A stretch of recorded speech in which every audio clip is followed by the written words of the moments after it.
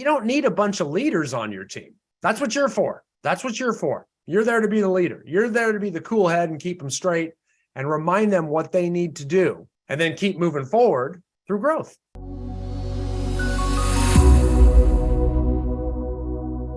So there's two things we can do as leaders, only two. We can focus our agents on building their pipelines. That's one. And number two, we can recruit more agents. Now, I'll give you an example. Last year was, like I showed you on that chart, we had at least a 25% drop in the number of homes sold in America last year. Okay, at least a 25% drop on average in the number of homes sold in America. I know many of our clients actually increased their production last year, okay? Many of them did. And I can tell you, there's a common thing among most of them. There are exceptions. The common theme is this.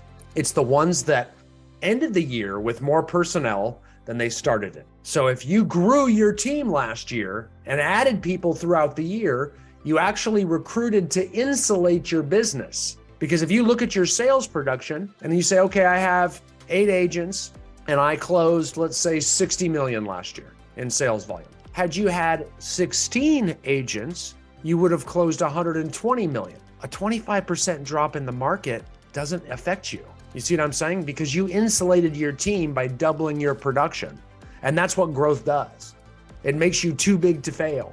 And there's not so much pressure on any one agent. You don't turn into a jerk of a leader. You don't start squeezing your agents so tight that they slip through the cracks. You stop getting annoyed about the fact they're not doing their job. You stop to get frustrated. You stop being stressed.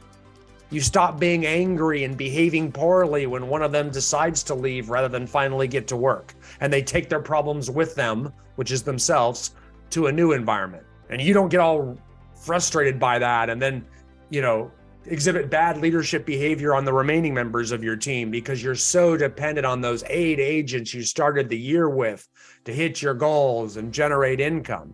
You actually refocus your energy on building a deeper bench because companies that are growing have better culture. It proves to people that people are coming to you. So it's like people want to come to you because it's not better anywhere else. They're all friggin' struggling too. But if you're the one out there growing, you will be better. And that's why if you're not growing, you're dying, because that stasis you're trying to hang on to is going to actually start to die. So you've got to grow. And you don't want to grow because it's no fun growing. I get it. It sucks. Recruiting sucks. It sucks. And there are very few people that have recruited more agents than I am, if there is even another person. I do not know if there is someone who's recruited more agents than me. I've never met them, but it's thousands, one-on-one, me face-to-face. And it sucks. I get it.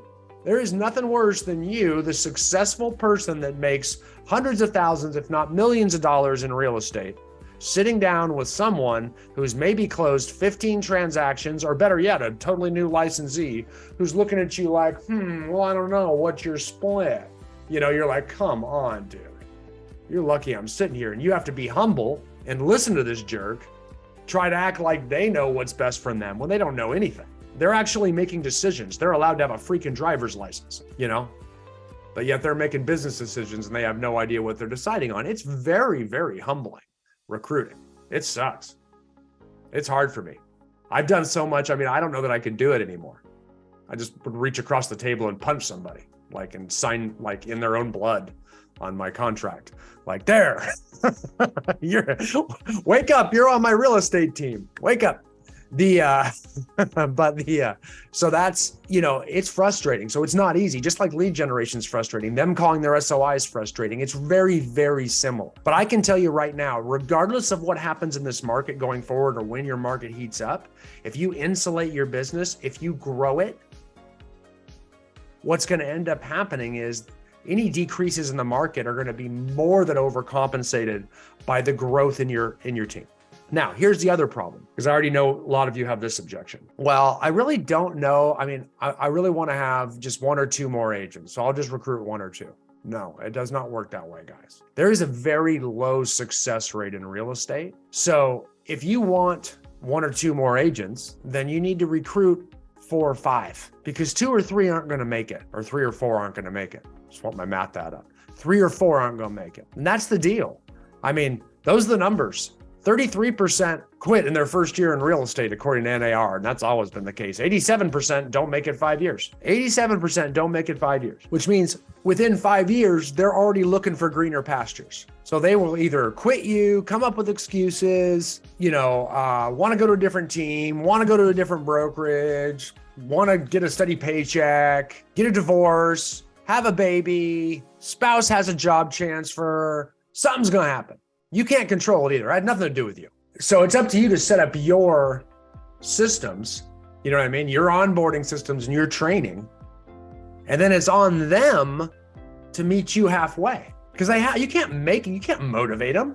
What do you think you're gonna do? Scream at your existing agents or the agents you recruited? And then all of a sudden they're like, and be like, oh boy, that Brian, he is so motivating. I'm gonna knock it out of the park. Guys, it just ain't gonna work. They've gotta want it. You can provide the systems and tools, which you do.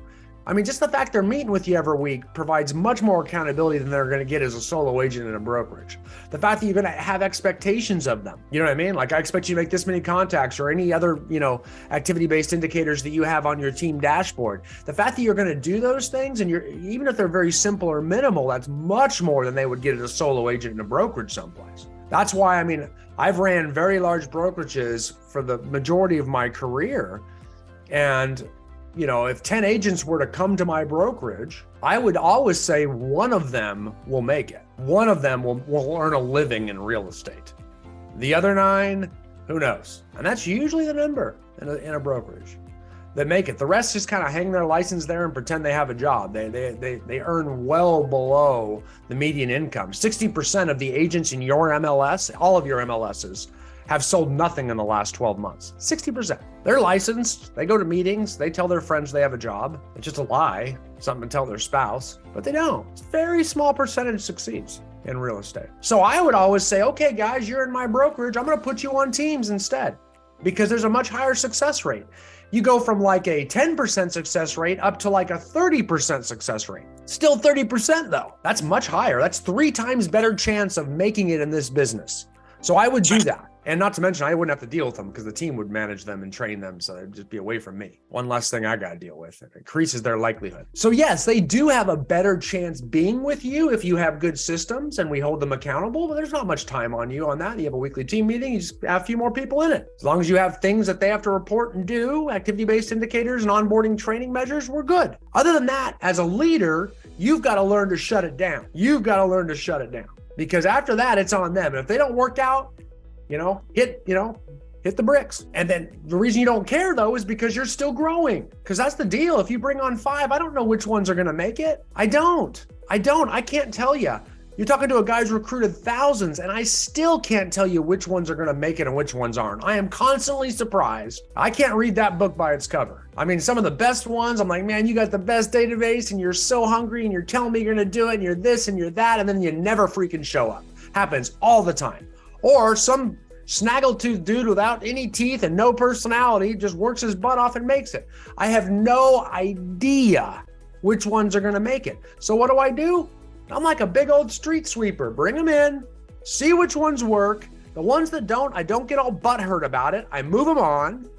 Yes, they will tend to blame me on the way out the door. That's what every agent does. They will blame you for their failure, not themselves. So get over it as quick as you can. Get over that, because that's going to happen. Don't go changing all your team systems because an agent leaves you. They are going to leave you. That is the nature of the business. They are going to leave you.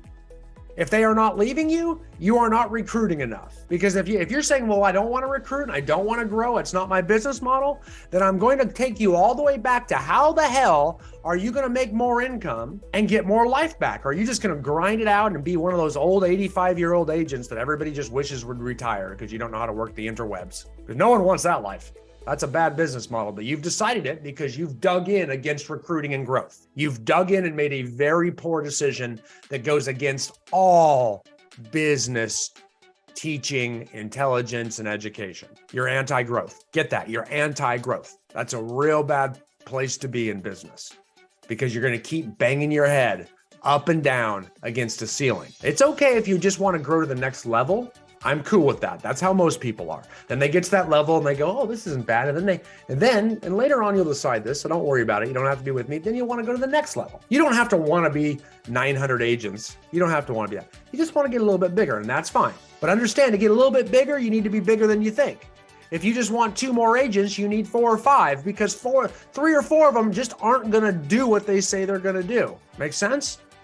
Crucial. That's the mentality you must have right now. That is your highest and best use. You must build a deeper bench. You must. And that's true in anything. That's what successful leaders know. Successful leaders know that if you just have one great admin, oh, that's great until she has a baby, she gets divorced, she gets a job transfer, she decides real estate's not for her, and then everything goes backwards for an entire year. You're either back doing it or you're hiring and training, and you're going to see some people go real fast to success towards their goals, and some have a much more jagged path. The ones that have a jagged path are the ones that move forward way too cautiously. And they're worried about profit every single month, every single quarter. They won't endure a slow market. They'll cut all their expenses, go all the way back, and then guess what? Spring and summer comes around. Everyone's busy. We need help. Too busy to have help. Maybe hire again cautiously. And it's a roller coaster. You can hit your head on the real estate roller coaster as a solo agent. You can hit it as an agent with 1 admin. You can hit it as an agent with three admin and 10 agents. You're constantly breaking through new ceilings that you're banging your head against. And the only way to break through them is with a deeper bench and more personnel. And guess what? They often suck. People often suck. They behave poorly. That's what followers do. But you don't need a bunch of leaders on your team. That's what you're for. That's what you're for. You're there to be the leader. You're there to be the cool head and keep them straight and remind them what they need to do and then keep moving forward through growth. And you as leaders, I don't know if you've been through this or not, but you emotionally will get very hurt when they leave you. But you're actually creating and setting up a business model where you expect some of them to leave. Like I said, you recruit 5, be lucky to keep 2 of them because 3 aren't going to make it. And so you have to kind of in your mind, I would not call it this on your team because it makes them feel less than, but it's almost like a 1-year training period to see if they make it, or a 1-year tryout, see if they make it. Let's see if they can really do, because they all think they're going to do it. Think about it. If I sat here and said to you, all you got to do is get all of your contacts out of your phone and out of Facebook and put them into your CRM, and then just maybe spend an hour a day contacting them every single day, different ways. You don't even have to ask them for anything. Just give them, add value, give them business, let them know, update their contact information, blah, blah, blah, invite them to your client event, do a property analysis, blah, blah, blah, blah, blah. That's all you got to do. If you were just to say that to someone out there that's used to digging a ditch, shoveling snow, showing up every day for work at 8 a.m. and going home after teaching at school all day at 4. If you were to say that, though, it's all you got to do. They're going to be like, that is so easy. I'm going to kill it at real estate. And then the minute they get their license and they sit in that chair in your office, they turn into morons, lazy morons. It's just what happens. I don't know why that happens. I don't understand neurology or brain science, but it freaking happens. So you have to expect a lot of them just some of them are going to sit down like morons, and the very rare few are going to sit down and say, okay, I'm going to do this. And I don't know how to tell which ones are going to do it. I'm yet to figure that out. But some just have it, and you need to make sure your systems are there to hold them accountable. And that's very easy to do once you set them up there. The hard part is not doing too much, not freaking out, not exploding on them, not squeezing them too tight. The hard part is just, it's kind of like, with kids, you got to let them make bad decisions. You got to let them make bad decisions.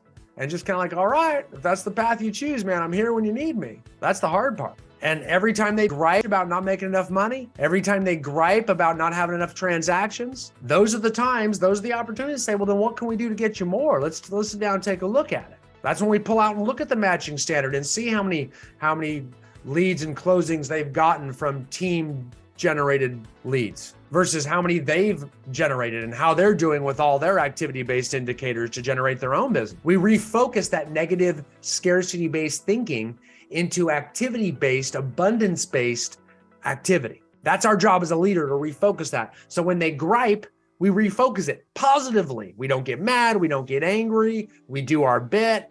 And if they still don't do it, I can say, hey, well, why don't we tighten up the scoreboard a little bit? Why don't we double up the amount of contacts you're doing so you're forced to do it? But if you're running around looking for me to give you all your business, that just doesn't exist in this world. I'll literally say, maybe real estate's not for you.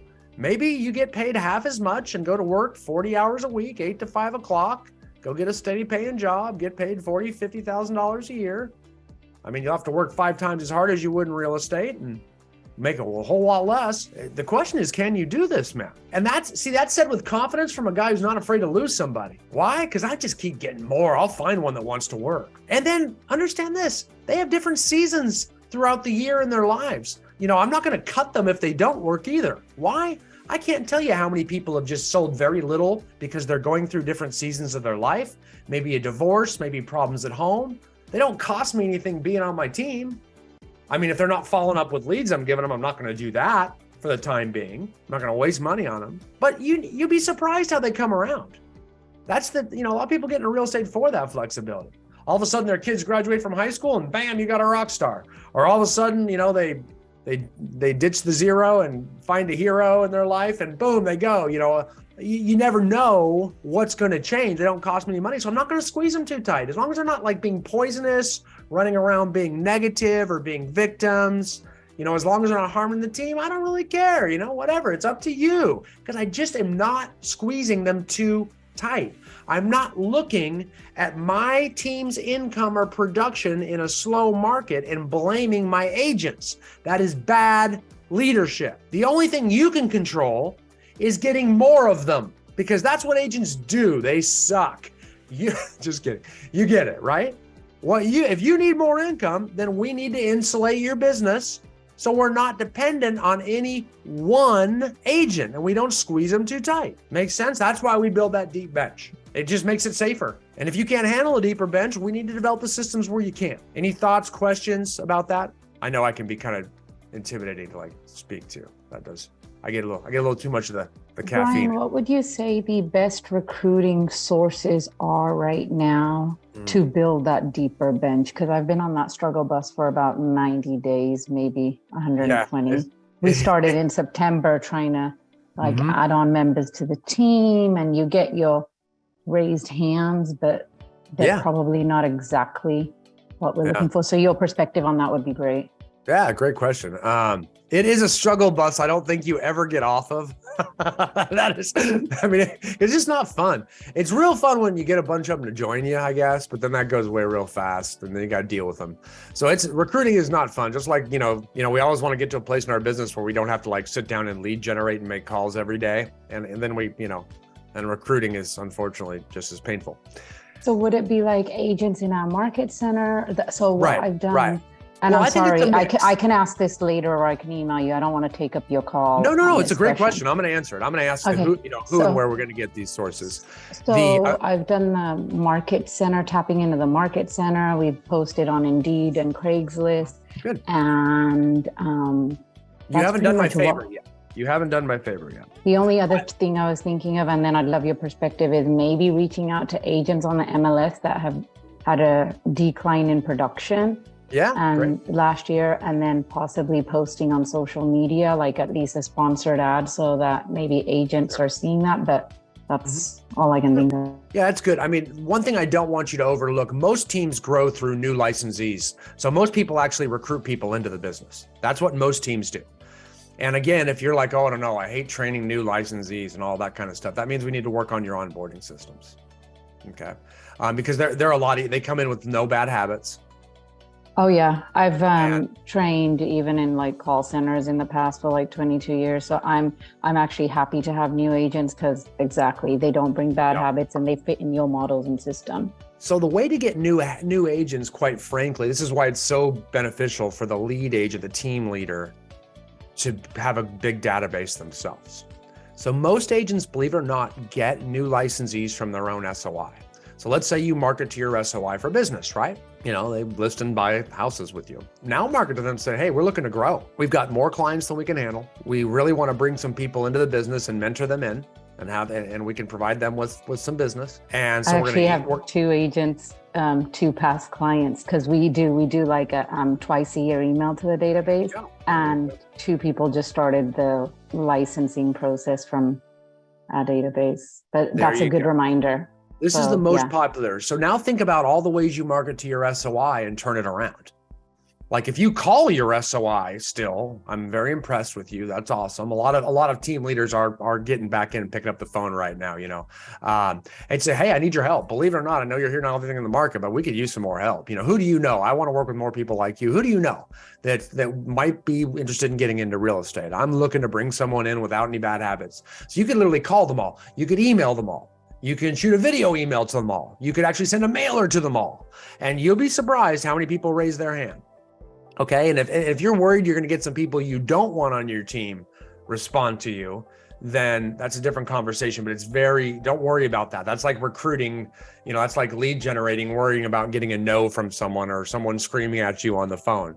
You've got to learn how to get through that, right? So you give them a disc and you tell them it wouldn't be a good fit for them based on whatever their disc profile is, and say, no, this is more of a data entry position. You're better than this, you know, and you just kind of change it and make it seem like they're too good for this. But you should make it you should be a team leader. You should do your own team. Here's how you get your license, and you help them on their own path. You know, you're too good for this. That's what I usually do. So you move them along that way. I'm not going to stay on that one too much, but don't ever not recruit to your database for fear that you're going to have to turn people away. Don't do that. Same with if you're in a big office, if you're in a large, like I heard the word market center, which makes me think big KW office. If you're in a big office, oh my goodness, that's a great stomping ground right there. Just let everybody know you're hiring. You know what I mean? Make sure everyone knows you're hiring any way you can. If there's a private Facebook group, you know, post in there and ask for forgiveness later, or get approval if you think you'll get it. A lot of offices don't like you recruiting in there. Some do, you know, that's just different for everybody. No, I got the roster from my TL and OP because they know we're growing the team, and touch wood, we are like a performing team, like the number 1 team. So they want to retain and try to align with our goals. So marking in there. I love the SOI first and foremost. I have found most teams that get agents that stick come through their SOI, rather than recruiting existing agents from some other place. That's my feeling. Now, I like all of the options. I like recruiting agents from other places. All that works, don't get me wrong. But I have found the most, because they come in, there's already a peer relationship. You either know each other or you know someone in common that brought you into me. And you're the person that pours into them and teaches them everything you know, which establishes a high level of loyalty. And you teach them all your systems with no bad habits, which is awesome as well. So all of that has made a very high success rate. Now, remember, it's not just your SOI, it's all of your agents' SOIs, your admins' SOIs, all of them too. So tap into all the databases. The bigger of a team you are, always is going to make things easier for you in every way, shape, or form. You have more SOIs to tap into, more people to tap into. We're gonna be very selective. We're not just gonna bring in other people from other offices without being selective. So we tell them that, we do that. And then we also do recruit in your office is huge, just making it known. I mean, be where agents are. You know, the key is, yes, definitely post on Indeed or, you know, ZipRecruiter or WiseHire, you know, if you guys have it. We'll post on all of the above. Make sure that people know you're out there. So I love having an online ad running at all times. I think that's powerful because right now people are actually looking. Make sure they know that you will give them transactions too, because you will. You're going to supplement their production when they're new. So you're going to give them some buyer side. You're going to give them some online leads. You're going to give them that. You do that right now they're like, oh my gosh, I'm starving. They're in scarcity mode right now. So as long as they know that you'll do that, I mean, you'll set more realistic expectations when they sit down and meet with you and explain to them, and you show them your dashboards and you show them what you're doing. Then you can set real firm expectations. But right then they're looking for a move. They're dying to do some sort of change, even if it's lateral. So, through this great migration of agents moving around and changing things up, you're going to see, I mean, a lot of agents right now are actually moving into bad commission splits. This is one of the markets where they don't care about their commission split as much. This is one of those few markets. They just don't care as much. And you see in it, you're seeing people going to like Place and, all these different places where they get paid 50%. I mean, you move your business to Place, you're going to make 50%. Can you imagine? That's what people are doing. Chaotic. In this scarcity mode. You know what I'm saying? You're seeing that. You're seeing people moving to value. And I'm not saying Place is bad. I mean, I know those people, they're great. They give value, but you're seeing people amenable to moving to a lower split because they really just want the value. They want the leads. They want the whatever they get from Place, right? So, and that's true all over the place. You're seeing people moving to like, Sotheby's and places like that actually give them, hey, I just want something of value, not just a cheap split, because they're realizing what Michael says in the chat there. 50% of zero is still zero. You know what I mean? Like, I don't care what split you're on if you don't have any business. So we need to do something that gets us business. So people are willing to move. They'll also leave you for a worse split. They'll leave you for any reason. People will just leave right now. People have to move to do something. And the last thing they want to do is lead generate. So it's up to you to make sure that through this great migration, it'll be one of the biggest in history. It already is shaping up to be. Do you get more agents or do you lose more agents in this migration? Are you one of the winners at the end of this thing? Or are you one of the losers that lost a bunch? And that depends on how much effort you put forward on recruiting right now, how many agents you're talking about. I'm a big believer in being where agents are, and I hate this one too. God, I hate this. But, where do low producers hang out? Association of Realtor functions. Broker open houses. Like, I don't even like to say the words. They're so painful. Things like that. You go where the agents are and you hang out with them, but you're trying to be around them. You know what I mean? But going out and trying to recruit other agents that are existing, the good thing we know about that, I mean, that's great. But then you start to get in recruit versus hire mode. I always like to make sure they try to come to me because then they come to me humble. If you're trying to recruit someone that already knows the business and now you're like saying, well, come to me for this split. And you're also recruiting their habits with them. See, a brand new licensee for the first 6 months, they haven't learned that they actually don't have to work in real estate. A brand new licensee comes on board and expects to have this onboarding training program as if they were getting a job at Google. Like, what am I doing every day? We want you to do this all day long. A brand new agent will do that. Okay, so a brand new agent has no bad habits. So I'm going to show you this. Let me show you that, and I'll give this to you. It's not free. I just actually am building out a new team onboarding course, which is going to be live within 2 weeks, and it's called Team Onboarding. So when you bring agents on, you can just put them through my onboarding course. It's going to be long. It's going to be like 30 modules. Each one's going to be short, 15, 20 minutes, but it breaks down all the different modules from all the different courses that I know almost every team would need, because all of you generate business different ways. So you need different courses in our system because you all do things a little bit differently on how you lead generate, but there are certain universal systems on here. But let me show you this. And this has changed. This is like a new updated version of our old onboarding calendar. But they come on board. Can you imagine a new licensee who knows no better? And this is what their day looks like. At 8:30, you're going to go through our welcome checklist. 9:30, we're going to do our office and team introductions. At 10 o'clock, whatever your CRM is, we're going to do our CRM training video.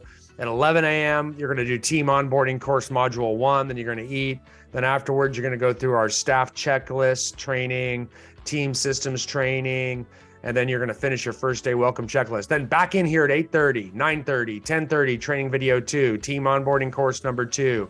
Then you're going to schedule the shadow buyer consults, blah, blah, blah. So every day you're working from 8:30 to 3, time blocked. We know exactly when you're doing anything. No more of these 30, 60, 90 first quarter checklist garbage where they can do things whenever they want, because we can't let these people make decisions, or they will make crazy town decisions and they will never get them done. So now they are coming in and look, this is all self-managed. They have to do this every day. And guess what? This is the first 2 weeks, 10 days, Monday through Friday, with a break in the middle. At the end on each Friday, they meet with their team leader to make sure that they've gotten through all this and they're staying caught up, or we got to make edits to the second half of this, maybe even push later in the afternoon. because they're done every day, 3, 4 o'clock. The first 2 weeks are the hardest. And then Friday, again, they meet with that team leader to make sure that they're going through it, or their sales manager or whoever. And then then we scroll down. Now we got weeks 3 and 4 here. The next 2 weeks, okay? So this is a full month now, and you'll see they're getting done a little earlier now. We're having them watch a little less videos. We're slowly pulling back. They're done an hour earlier each day. Same thing, meeting at the end of the week to get through it. Then we scroll down to weeks 5 and 6. Now we're getting done even earlier. They're getting done at 2 o'clock because hopefully they got some property to show in the afternoon, maybe some listings to take, and we're backing off the amount of videos they watch. And now we're moving into weeks 7 and 8, and now they're done every day, nice and early. They're watching one course. And again, these are totally editable. So you can like get in here and type and change the text up and adjust it to your team's schedule and all that as well too. Again, this is all self-managed. This is stuff they have to do. All you do is show up to your team meetings and meet with them at the end of the week. They need to do everything else themselves. They will do it. They will do this if they're a new licensee, because they expect that. In fact, they always say, I'm so lost, I don't know what I'm doing, because they thought they were joining Google or some normal business that had onboarding and training. You didn't have that, so you set a bad expectation that no, this is real estate. I can come and go when I want. Well, not when you're learning, you don't. You get through all this and you generate business and you're happy because they're prospecting every morning there. Every morning they're making SOI contacts. Every morning they're prospecting for new business. They're growing their sphere of influence. You set that expectation for the entire year, or for their entire career. That's the habit they're going to have. So you hold them that tight. New agents will do that. When you recruit existing agents, though, once you get in the business for 6 months, I'll put that in the chat because I promised you I would. And that's new. I do have a team onboarding calendar for the first 2 weeks, but I'm finding a lot of you guys have not modified it for the full 3 months. So I thought I'd do it for you. Plus I'm doing it with our new course. Now the new course is listed on there, but that's the idea. And it makes them very self-managed. Now you bring in a new licensee at a normal brokerage. Within 6 months, they're going to tell themselves, I don't want to do all that. That's how quick a good agent turns into a crappy one. Within 6 months, you cannot make them lead generate. Within 6 months, you cannot make them attend to training. They already know everything they need to know, and they're negotiating with you on their split because they know their worth, right? They have no good habits, no nothing. It just takes 6 months to spoil an agent. That's why I opened this company, because I think the leaders don't know how to be leaders. And we wonder why it's so different than other brokerages and other businesses. It's because there's terrible leadership in real estate. They don't know how. I mean, these agents, when they first come on board, they come on board for the training. They want it. We just don't give it to them. They want it. For those 6 months, they'll actually, trust me, I've recruited agents to my brokerages, thousands of them, that are newly licensed, based upon the fact I have better training than my competitors. And they came just for that. They didn't even ask about the commission split because they don't know to yet. All they wanted was that training. So you have 6 months to pour into them. You got to use it. Then it's on them if they screw up. You've done all you can. If you've done all you can, you don't feel bad that you're letting them down. It also makes it less likely they're going to blame you for their failure. But they'll still do it. Why? Because they suck. That's why. It's just going to happen. That's part of the business, you know? That makes sense? But at least you've done all you can. And guess what? That whole calendar is self-managed. They have to go watch that video. They have to schedule a shadow to a buyer consultation. The first week, yeah, we got to do some onboarding training. That's just the first week. After that, it's on them to do everything they need to do. You got to meet with them at the end of the week to make sure they get through it, or your sales manager does, or somebody does. But you're already holding your team meeting anyway, so they're going to show up to that. They have to get their butt there. So are we instilling that? Because that's you doing all you can do to retain them. They have got to meet you halfway.